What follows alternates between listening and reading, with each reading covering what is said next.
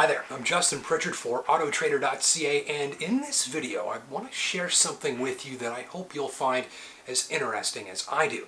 I want to take a look at the two fastest sedans that I've ever driven and compare their performance and real-life fuel economy to one another. Now, both these machines have performance in a very similar ballpark, but they both go about generating that performance in very different ways. So here's a look at the two machines, what moves them, and how much fuel they use in the process.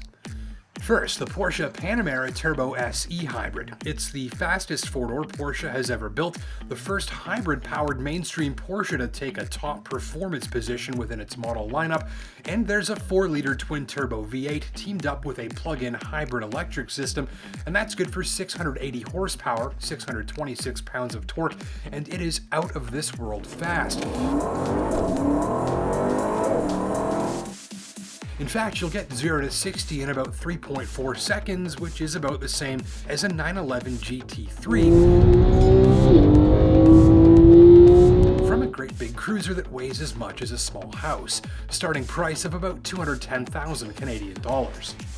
And this is the BMW M760 Li, which is the biggest performing version of BMW's biggest sedan, extended wheelbase, tremendous exclusivity, and as a package, this one encapsulates literally everything BMW knows about luxury and performance, except for maybe under the hood, because this generates big power and big performance the more conventional way, with a really big engine.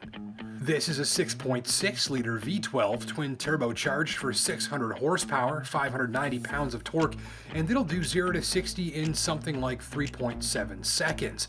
Starting price here of about 160,000 Canadian dollars. That's about 50 grand less than the hybrid Porsche, but what's 50 grand at this point anyways? So, a hybrid-powered Porsche with a small but electrified twin-turbo V8, nearly 700 horsepower, and 0 to 60 in 3.4, and the big BMW with 600 horsepower from its big twin-turbo 12, and that's good for 0 to 60 in a slightly slower 3.7 or so. Both of these machines are automatic and all-wheel drive. But here's the thing, the fuel consumption. On my watch in the BMW and measuring by hand, that is adding up the total amount of fuel I put through the vehicle and dividing by the number of kilometers driven, this car put away 16.5 liters per 100 clicks.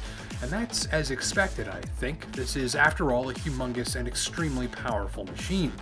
But the Panamera Turbo SE Hybrid, well, driven in very similar fashion on a nearly identical route with a nearly even split of city and highway and heavy-footed sporty driving for the camera, while filming the video review, links below, I managed to pull off a test average of just under 8.8 liters per 100 clicks. What's it mean? Well, despite the hybrid V8 Porsche being more powerful and heavier and even faster than the V12 BMW, that hybrid drivetrain means it does all of that using something like just about half the fuel. In fact, I've literally put more gas through a Honda Accord, so the technology works, and even better, when you use the Panamera's eDrive mode to drive around town at up to about 50 kilometers at a time using no gasoline at all.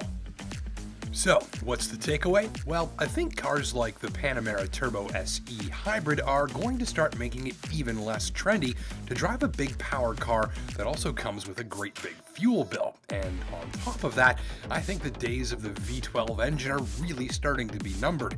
In fact, about halfway through writing this video, Mercedes announced they would discontinue their V12 engine, which leaves BMW as about the only non-exotic automaker to build one. Now, at the moment, the V12 is something that's rare and special and unique, meaning that shoppers are still willing to pay a premium for it for now. Well, that's all I've got for this time. I hope you found that to be informative and useful, and until next time, take care and drive safe.